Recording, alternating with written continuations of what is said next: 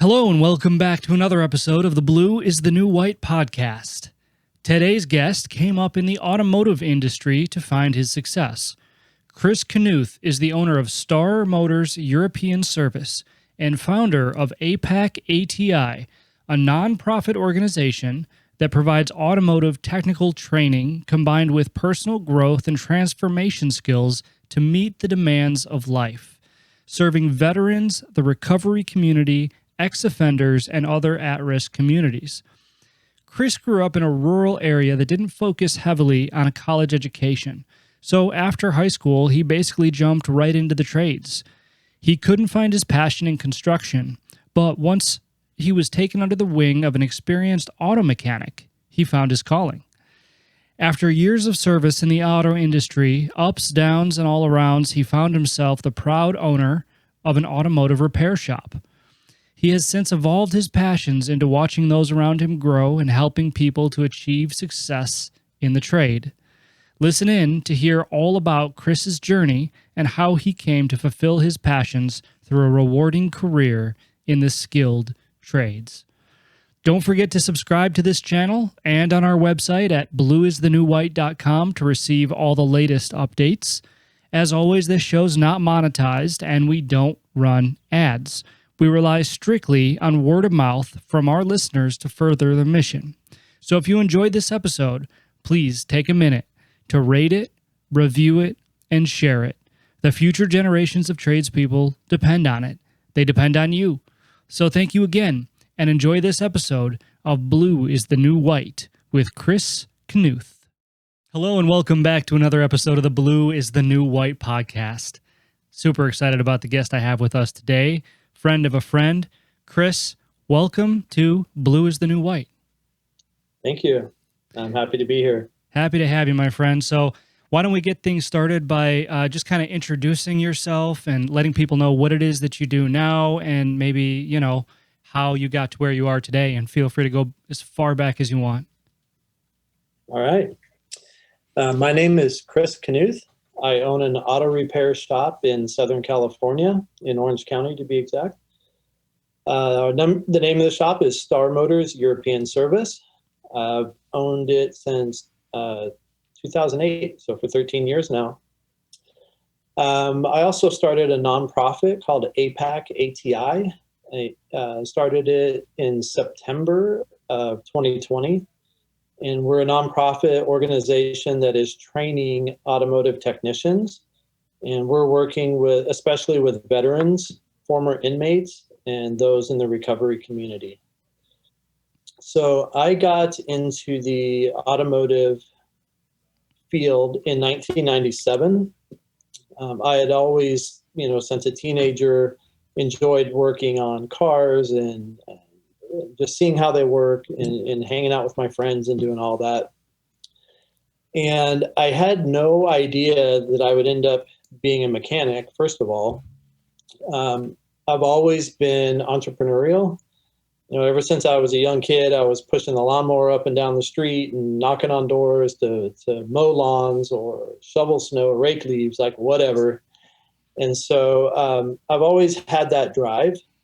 And I've always been able to just, knock on doors and not worry about rejection too much. And so, after high school, of course, like most other people, the conversation around college came up.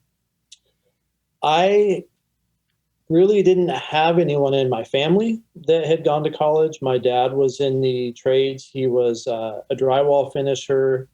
His dad was a plaster guy, but way back in the day. And my dad also was a commercial diver. He had a logging business. He was a gold prospector. So he just did all kinds of things. So I was used to being surrounded by people that worked with their hands. And so I thought about college, and I was just kind of burned out on school.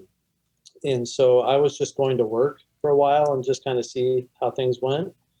And I started in construction, and I found that the construction trades were kind of boring for me. Everything was done a certain way. Everything was built to code. So there wasn't a whole lot of problem solving.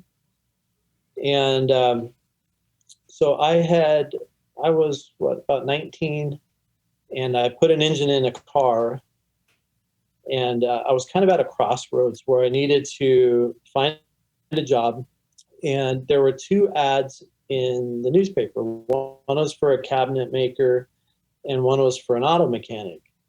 And so this was back before cell phones, and I couldn't find the cabinet guy. I called him a few times, just couldn't figure out where he's located. And so I went to the auto mechanic, and I walked up to the door, and I said, "Hey, I want to apply for the job." And the man who owned the business said, "Well, do you have any experience?" And I said, "Well, I put an engine in a car. I worked on cars in high school." And he's like, "Okay, do you have any tools?" And I was like, "No." So I found that right away there was a barrier to entry. I needed to have experience, and I needed to have tools, and I didn't have either one. So he said, I'm still interviewing people. I'll call you." And so the next day I showed up, and I asked him, I said, "Hey, you made a decision yet?" And he said, "No, I'm still interviewing." So basically I did this every day for about a week. And finally, his name is Ron. He's still a wonderful friend. We still talk, once a week. This was 20 some years ago. He finally said, "Okay, fine." Like, just to get me out of his hair, he said, "Sure, come on in." And he took me under his wing, and he taught me so much. And I just remember watching him work, and he could hear what was wrong with a car. And I just thought that was incredible. It was like a superpower. And so, yeah, he gave me my first break, and we worked together, and he was my mentor. And even after we went different directions, we have stayed in touch, and we call each other on car stuff to this day. So that's kind of, in a nutshell, the perseverance that I learned growing up, mowing those yards and whatnot, really was the tenacity that I needed to enter the automotive industry and to basically force someone to give me a chance. Yeah, no, I love that you said that. And I think this is a good break point, because I got a couple of questions about where your story ended there as well. But before we get into that, the story is super relatable to me, because I was much the same way, right? Very entrepreneurial when I was a kid. Whenever the school did the fundraisers and stuff like that, I'd be the one knocking on everybody's door. And I lived out in the county, right? I lived on a farm. So my neighbors weren't, "Hey, let's walk over to the neighbor's house." It's, let's ride my bike a half mile down the road, knock on that door, half mile down the road again, knock on that door, and, but much like you, I had started, I called it S&J Odd Jobs, because J for Josh, and then I had a partner in it, who was with me for like a day. And, but it's same concept, right? It's just, anything that I could do to put a little extra money in my pocket, and it really kind of, I didn't realize it at the time, but it was setting the tone for the rest of my life, in an entrepreneurial way. And just super interesting, that you said that. So I'm a little curious. First off, a lot of times, especially I think in the automotive field, people think that working on cars in their garage in high school or whatever is more of a hobby than a career, right? And I see this narrative quite a bit. And I'm wondering, what do you think is the reason for that? Why do people consider that more of a hobby than a career? We haven't gotten into, your business at all yet, but you've clearly made this into a heck of a career, right? And so, do you have anything to say on that? I do. Thanks for asking that. And that's a great question. I implemented the Star Motors Apprentice program back in 2014. And so I've connected with a lot of entry-level people over the years. And what I find brings them to this point is an enthusiasm for cars, right? The hobby aspect of it. They've done some work in their garage, in their driveway, and it's fun. It really is fun. It's cause and effect. You replace the part and you get a result, and that's gratifying. So the difference is doing it every single day at the level that it needs to be done. For a career, oftentimes people find that they don't really want to go that direction. It's a little too much. And so this passion for cars also has to turn into a passion for learning and for not giving up, because learning to fix cars is hard. There's a lot of setbacks, there's a lot of frustration, and most people can only handle that in small doses. That is super, super interesting. So basically what you're saying is, you know, if you want to turn it from a hobby to a career, you need to look at the passions beyond face value. You need to look at the passions beyond just, hey, this is how you rebuild a carburetor. Hey, this is how, you know, this connects to that. But it goes deeper than that. It goes into, you know, I kind of relate it to my business, like, you know, commercial equipment. I'm not passionate about fixing a fryer, but I'm passionate about helping somebody else run their business. Right. Yeah. So they've got to kind of dig deep and find those passions to, hey, somebody's bringing a problem to you. You've got to be passionate about solving that problem and, you know, feeling the gratitude from whoever asked you to solve it. Right. Yeah. And there's a really steep learning curve, especially when you get into the more technical aspects of auto repair. You know, most people come with having experience with changing parts. And that's, you know, that's a whole different animal. Yeah, I can imagine, you know, especially when you said that, you know, your is it all right if I call him your mentor? Sure. Yeah. So you said your mentor could hear what was wrong with the car, you know, so, and that, you know, that points me towards, you know, the diagnostic process. I relate it to a doctor and a surgeon, right? A doctor can diagnose the problems. The surgeon is the one that fixes it, you know, and in the trades, often we're asked to do both. Right. Right. And I think that doctors, since they're practicing medicine, they can be wrong. Absolutely. That's funny. We make that joke over here all the time. You know, it's just the practice of medicine, you know, that's why, and they still get to bill you. Yeah. When you're practicing an auto repair, you do not have happy customers, and you won't get referrals, and you'll soon be looking for a different kind of job. That's absolutely right. Oh man, that's funny. So, so you made this decision after high school not to go to college. You decided to go another route, and you said that nobody in your family really went to college either. So, was that met with any resistance or anything like that, either from your family or from, you know, your high school, like guidance counselor or something? Yeah, not really.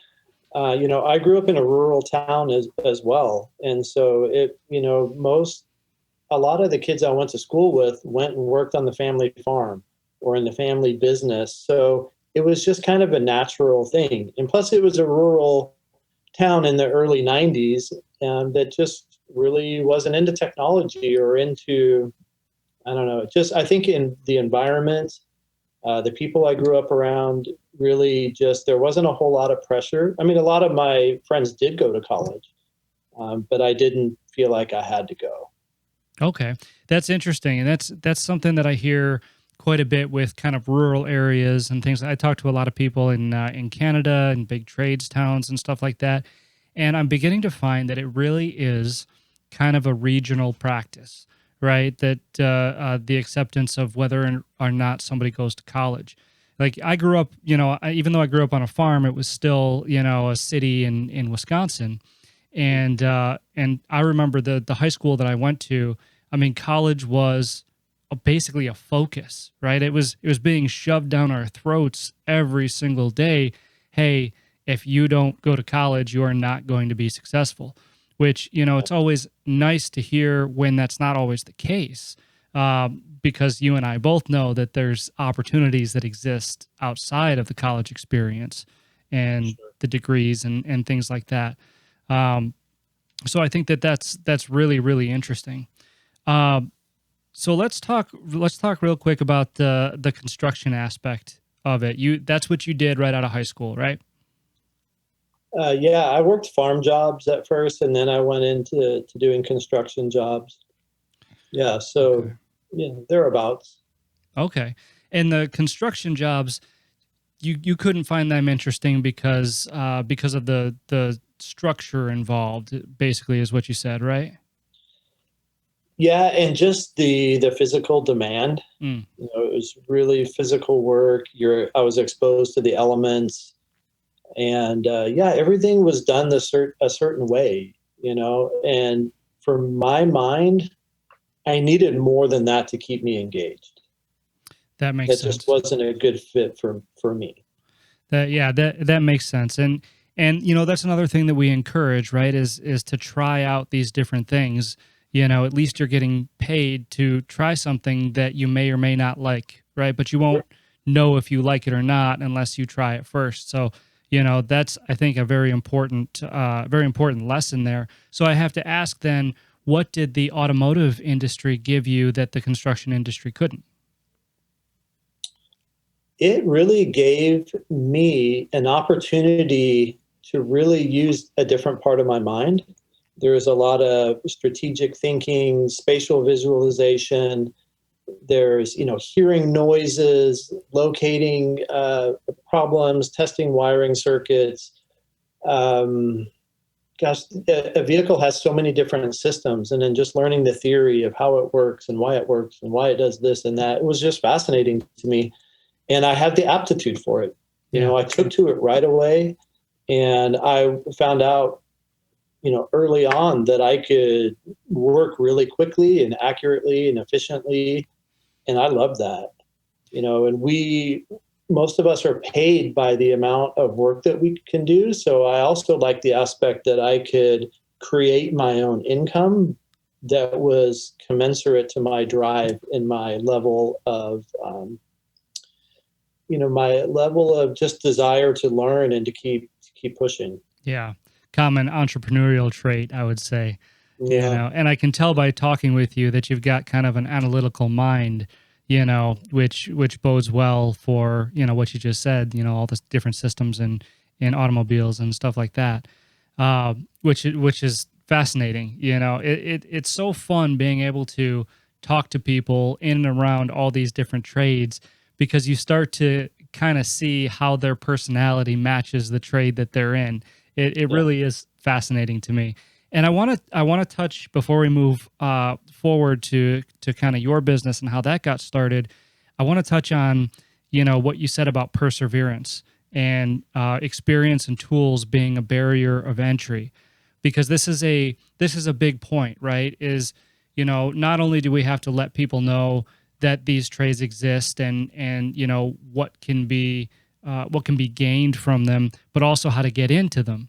And I love stories like yours, because that's the true grit story, right? That's not a trade school, that's not, a technical college, it doesn't even sound like it was a formal apprenticeship.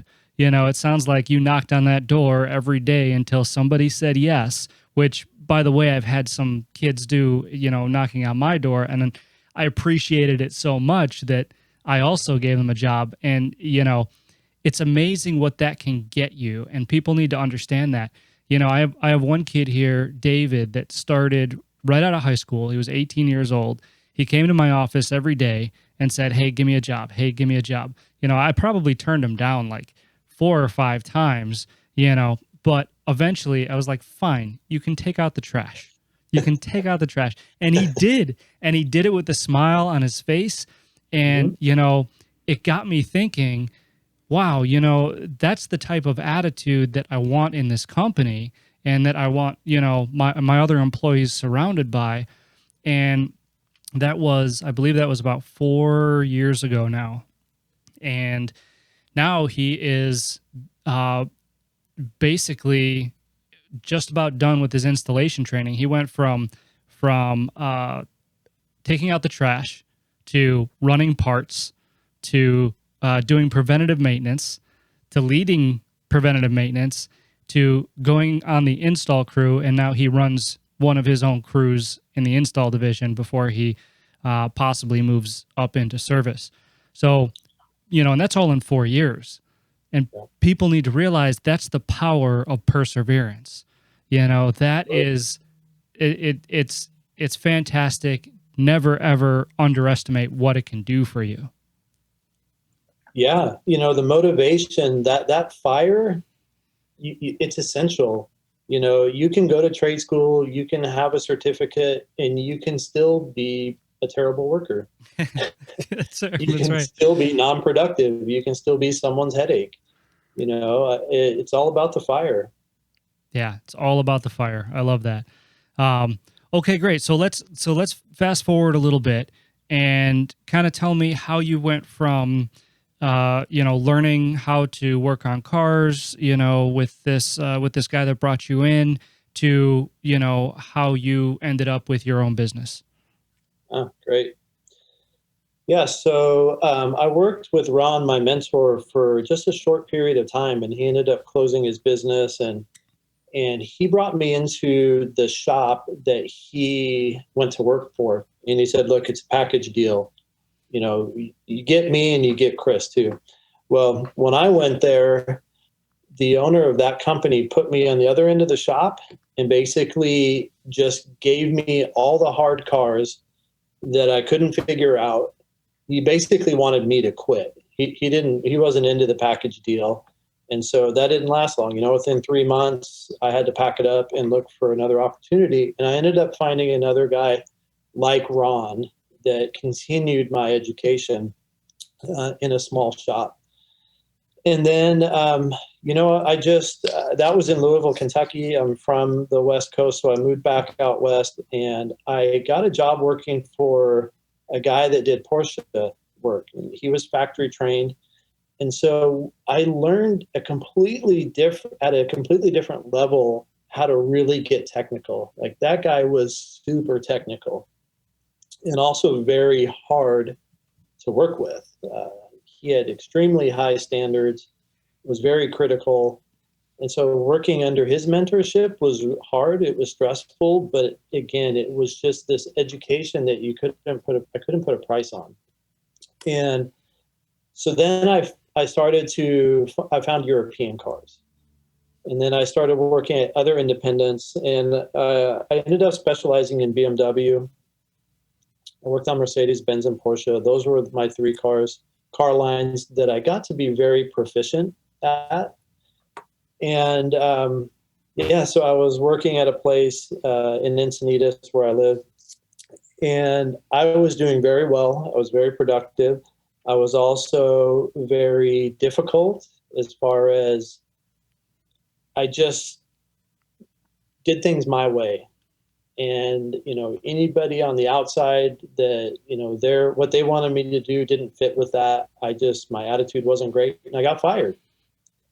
And I was really taken back. Like, I'd never been fired before. I was an extremely productive and capable technician, and here I am let go. And so that was an eye-opener for me to a certain degree. Part of me said, well, I'm glad it happened because I can do this better on my own anyway. And so that's what I did. I lived across the street from the ocean, and I had a garage, and I worked on my friends' cars and people that I knew, and life was great. And my girlfriend at the time, we're now married, one morning she said, hey, how long are you planning to fix cars in your driveway? She didn't see that as a career path, I guess. And so she challenged me. She said, I bet you won't, start your own shop or something like that. And again, that's all I needed to hear to light that fire. And I came home that night with a set of keys to a 2-bay gas station that had grease all the way to the ceiling. And I said, hey, honey, I hope you have some dirty clothes to put on, because we're going to scrub this place out, and we are in business. And so we had a week-to-week lease in a little gas station. Our rent was $700 a week, which was an enormous mountain to climb. And I knew nothing about serving customers, and it was really funny. But we dove in there and we gave it a shot. and we were doing okay. The place that we were leasing, they were waiting for construction permits. They were going to just, change the building. They're going away from the repair shop. And so their permits came through and we had to move, within a couple of weeks. So we started looking around for a business to buy. And long story short, we found a gentleman here in San Juan Capistrano that owns Star Motors, and he wanted to retire. And so I was able to work out a deal with him in November 2008, right when the economy was falling apart. We took ownership of the shop, and that's when we started this next phase of business. Wow, that's super interesting. And it's funny as you're telling this story, I can see how at the time you must have, even if it was like subconscious, been applying that problem solving mindset to the situation that you were in, right? I mean, you had gotten fired, and then you found a way, right, to make money by fixing friends' cars and things like that in the driveway. And then, you were challenged and found a way then to open your own business. I mean, this is, and this is a common trait not only of entrepreneurs, but of people in the trades, right? That are constantly, I like to consider this a transferable skill.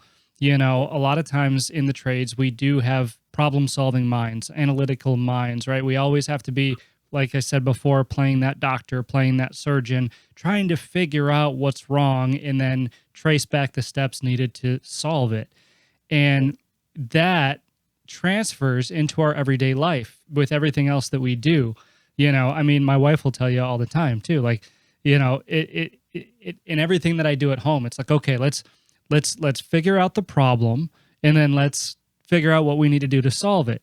I mean, and sometimes it gets annoying, right? Because I'll never buy a new toaster oven. I'll always try to fix things myself. And half the time it's stuff that I know nothing about. I'm just trying to figure it out on the fly, but it's a great quality to have, because if harnessed properly, it can help you advance to that next stage of your life. Right. And that opens a whole new set of problems. And one thing I wanted to get into really is when a lot of tradespeople start their own business, they're basically owning a job that's worse than the job they left. Because now all the responsibility is on them, and there's a ton of pressure, and the stakes go quite high quite quickly. And what I've found is, there's two types of business owners. There's entrepreneurs that see themselves as business people, and then there's people that see themselves as the technician now owning a business that essentially owns them and their soul. That's right. And what I see, I've been in industry and peer groups and coaching groups since 2009. And what I really see is there is a common theme. There are a lot of technicians that go into owning a business, and a real big part of like the personal transformation is just this, how you see yourself. Because a lot of people just don't, in the trades especially, don't value themselves. They don't see themselves as successful or deserving of creating wealth, or, building a company that will last beyond them. And so that just opens a whole new can of worms when you go out on your own. Yeah. Oh, absolutely. And I'm glad that you brought that up, because that's a very, very good point. We talk a lot about the perceptions of the skilled trades, right? And at the end of the day, I'm a big personal responsibility guy, right? I believe that it always starts and ends with you. Anything and everything in your life, I don't believe in placing blame. But in the trades, I have seen this, right? People buy into that perception that what they do on a daily basis is subpar. They settled on a career. They could have done something else. They didn't, so they ended up here. And I think that's a big barrier that we need to get past, because we're trying to get other people into the industry, and but you first have to see the benefits yourself, right? Right. And so what do you think that is? I mean, how do we get people to start valuing what it is that they do? These people that I'm talking about are stuck in this mindset that you mentioned. How can we get past that? Through education, really, because, let's be honest, a lot of the people that come into the trades don't come from the best of circumstances. And so I kind of see it all goes back to our childhoods and how we were raised and what has happened to us over the course of our lives. And so that's where the self-worth begins. We're not going to attract to us any more than we think we deserve. And so it's that mindset. I think it's personal development plays a huge, huge role in that. And we have to really feel that we deserve to be successful. We deserve to have the things that we see in other people that we want. And then I think once we get to that realization, we can build on that. And that's where it goes. Because it either starts early on. So luckily for me, we started the business in 2008. 2009, we were being exposed to personal development and really a different way of running a business. I see people that get to that point 20 years in, and you've got 20 years of struggling, Yeah. of really hard times and resenting your business. I mean, I've done it too. I've resented my business big time. And I've even blamed my parents for not encouraging me to go to college. I thought maybe that's what I should have done because the business was kicking my ass. Yeah. Yeah. And I love that answer. I think that's a great answer, and it probably hits that nail right on the head. No pun intended, but it's true. And I think it's important for people to remember that you can have that mindset in whatever it is that you do, right? I tell my kids it's not what you do, it's how you do it, right? So you can be the best auto mechanic in the world. You can be the best, HVAC technician. You can be the best electrician or strive to be. But that's the fundamental. If I could pick one, that's the fundamental that you need to advance to the next level, because you have to have that self-worth, and you have to be able to, see yourself in that light. If you continue to see yourself, oh, I'm just an electrician, or I'm just a mechanic, you just that one little word just can do more damage than you think. And like you said, could be 20 years before you wake up and realize, oh, I've been going about it all wrong. Yeah. And that's one thing I do. We have weekly meetings here at Star Motors, and I'm more of a mentor now to our employees.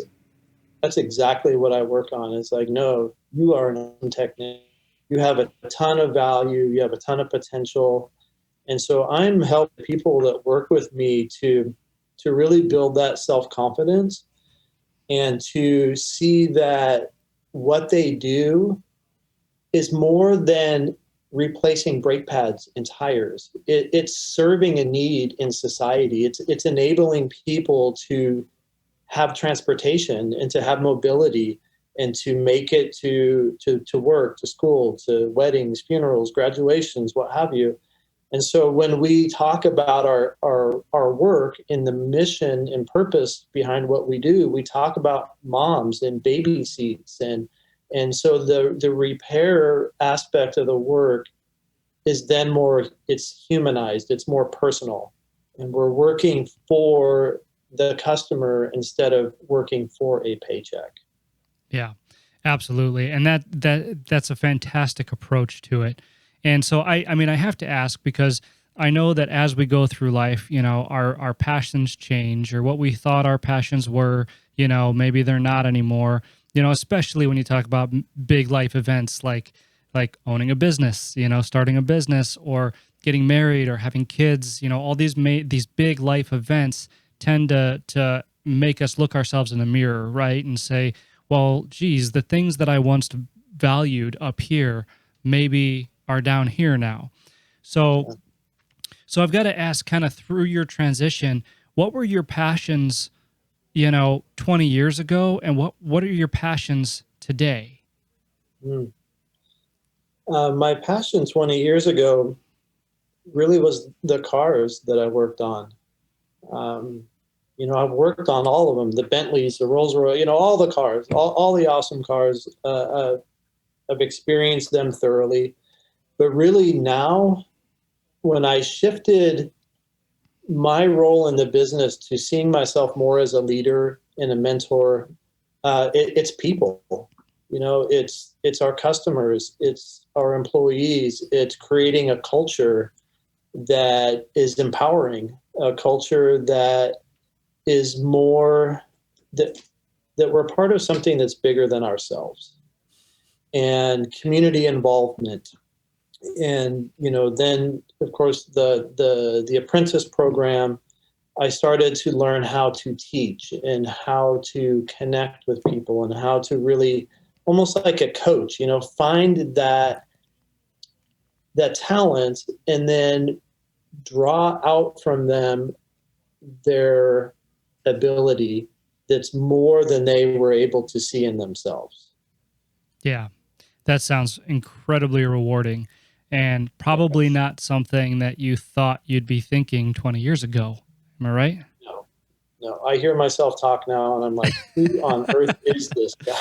Oh, I know. I'm right there with you, man. There was one point in time where I wanted that big, glass house at the edge of an ocean bluff, and to me that was success. And then fast forward 20 years, and now the only thing I care about is keeping my daughters safe and developing the people around me. It's really it's amazing. And I think that everybody goes through these progressions, but it takes that self-awareness piece that we keep talking about, and I would argue that the trades are a wonderful way to do that, so long as you can get out of your own way, Oh, of course. because it really teaches you, all of those things that are the fundamentals to set the tone for the rest of your life. It teaches you that perseverance. It teaches you that grit. It teaches you, how important it is to continue learning. It teaches you to problem solve. All of these different things are so transferable that they cascade not only to what you do in the field, what you do at home, but also internally as well. And so sometimes they need that little extra push, right? We need that little extra push from the people like you that are there to remind us. Yeah. Well, and look what we've learned over this last year with COVID. So you noticed who the essential workers were, right? They were the tradespeople. Yeah. And over the course of this past year, the value placed on trades has gone up considerably. Wages have gone up, demand has gone up. And also, I think this respect, this shift in image, I think we really got a big boost through COVID, because I know a lot of highly educated people that were looking for work last year. And it was the auto mechanics and the construction people, the home remodels, all the stuff that went on. People really saw the value of skilled labor. Yeah, I don't disagree with you at all there. I think that, and I'm a big guy for finding opportunity in everything, even in a crisis like COVID. You're absolutely right. This industry, I don't want to say that they were put on a pedestal, but they were brought into the spotlight a little bit more than they have in years past, because all of a sudden people see who the front line is. Not only the doctors and the nurses, right, in the hospitals, but also the people that have to be there by their side, servicing the equipment, making sure that they can practice, making sure that, people can still eat, people can still receive health care, And so I think that it really put the spotlight on the skilled trades as a whole, and at least got people looking and saying, oh, geez, well, these guys, they didn't stop. They didn't stop at all. And, and then their brain starts turning with, oh, well, geez, I wonder what they're being compensated. I wonder why they continue doing this. I wonder what motivates them to continue going out there every day, you know, and putting themselves or, you know, at risk when we're, you know, when we're in this pandemic? Well, it's because we care, right? It all comes back to people. It does. Yeah, that and speaking of people, I want to kind of make sure that we touch on this, but your nonprofit, right? I want to talk a little bit about, you know, what led to that and what that nonprofit does. Yeah, so what really led to it has been just watching my industry and watching the demand for technicians. It's increasing. It is crazy. I'm seeing the craziest things out there, the way that business owners are poaching employees. They're doing all kinds of crazy stuff that I think really borderlines on ethical ethics. And we're also seeing, like, you know, what you're trying to do is gain awareness, you know, and let younger people know that the trades are a good option. And so I'm seeing that my colleagues are going to job fairs, they're going to high schools, they're going to community colleges, and they're coming up empty-handed. And the few people that they do get really aren't motivated. And so there's just a real, you know, real struggle out there. And so having had the Apprentice program, I knew how to do it. I knew how to take someone from entry level and quickly move them up into where they could be a productive technician in a very short amount of time. And I also, the biggest problem to solve was who's going to fill those positions. So I thought that veterans are a group of people that have a hard time once they transition from the military. You know, a lot of them have skills that can be brought over to the trades with a little bit of training.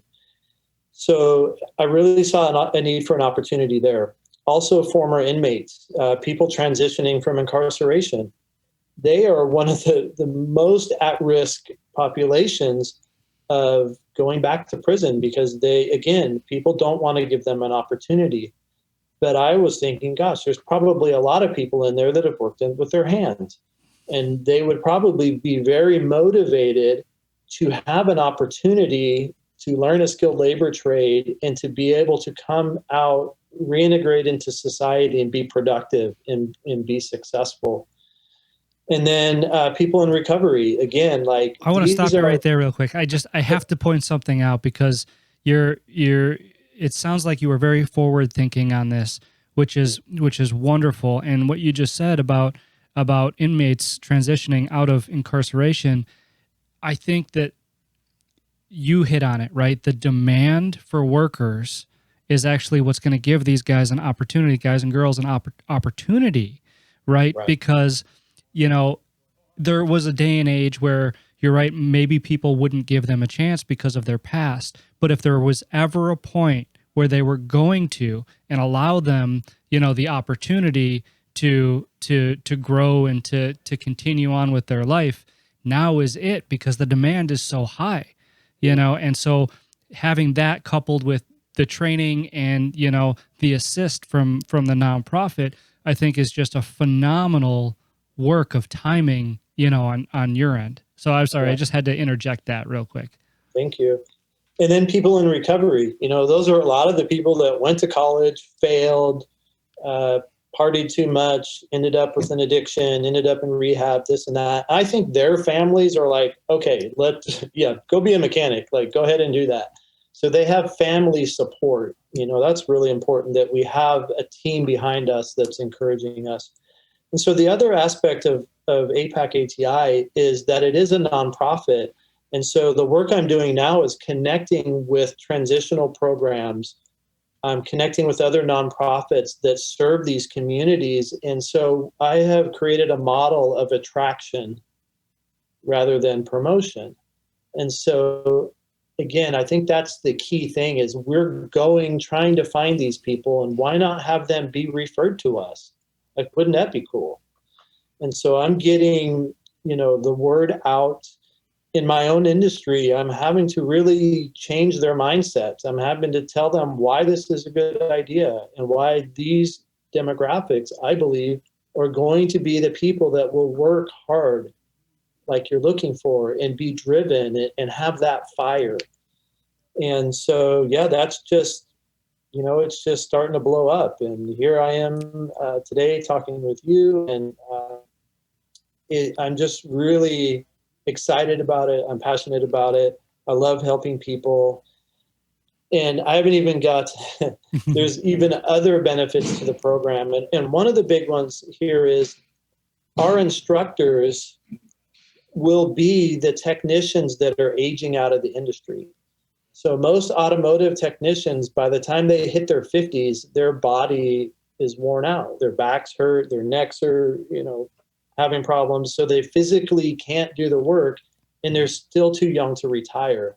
So giving our technicians that have been in the field and have all that knowledge and experience, we're giving them a bridge between a bridge to retirement, and also having some of the smartest people in our industry hand that knowledge down. Yeah. And so that's another thing I'm really excited about. Well, that's so powerful. And I want all the listeners out there to understand really what you just said, because, we talk about this skilled trades gap, and we talk about how people are retiring from the industry 5 times faster than they're entering into it, right?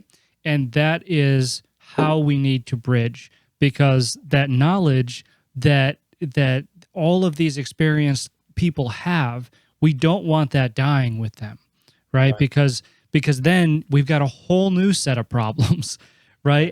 And it's such a great opportunity for anybody right now to be able to learn from people like that, and it's an opportunity for them to continue their craft. And, as we were talking about today, and as I've talked about, a million times with other people, you reach a point in your career where, and it almost feels like a natural progression at this point, just because I've heard it from so many people, but you reach a point where you want to give back. You reach a point where you want that knowledge to be transferred from you to somebody else, to feel that sense of fulfillment, to feel that reward, and to honestly help somebody, have a successful career. There's a lot of pride in that, almost as much pride as fixing that piece of equipment, and more so. So it's just, it's interesting to me, that you're leveraging that route, because I think it's so important, the way that you're doing it, and for people out there to know that that's the way that it's being done. Yeah, so I've created a model, that a training apprentice model that fits in repair shop. And so our plan is to implement this into as many shops as possible. So we can go through all 50 states, it can go international. And, there are nonprofits in every community. There are veterans in every community. There are alcoholics and addicts in every community. There are people that are being released from prison that are in every community. And so I see that, I've looked at this from every angle, and I just can't find a downside. And so I just can't wait to get more people on board and to really get the momentum going. And I'd love to see this in every state and in communities coast to coast. Yeah, as would I. And, hopefully we can help gain some traction with it on this show, and, any other way that I can help, I'd love to assist. So, with that being said, I know we've already almost been talking for an hour. We said this was going to happen. We could sit and talk for 6 hours on this. But, before I ask, my last couple of questions, is there anything else that you wanted to tell the audience or talk about today that we didn't touch on? No, I think I'm good. Like you said, there's hours and hours we can keep going, but I do think we hit the high points. Yeah, I can't think of anything right now. All right, then I'm going to ask you a question I love to ask everybody on the show. One of the things that I often talk about is the definition of success. I think, when we were talking about it, we described it as passion, right? And how it changes over the years. But, the thing that I see most is that a lot of kids, a lot of young people these days are pushed toward a single definition of success, right? Which is a college education. And I've got nothing against college. I think that if it's required for something that you absolutely know that you want to do, then absolutely college is necessary and it's what you should do. But if you fall into the category of 90% of the kids that are just told, hey, go to college, this is the route that you have to go, pick what you want to do the rest of your life off of this piece of paper and be done with it. I think a better approach is to instead of telling them what success is, letting them define it for themselves, letting them try the different things, seeing what they like. Anyway, this is a really long way of asking. Chris, I'm curious how you define success today and how the trades have helped you to achieve it. Yeah. Good question. How I define success at this point in my life is it's important to find your purpose, because each person, that's why, putting everyone in college, even though there's a million ways that different paths you can take in college. But see, we all have our own unique gifts. We all have our own unique personalities. And to find work that you can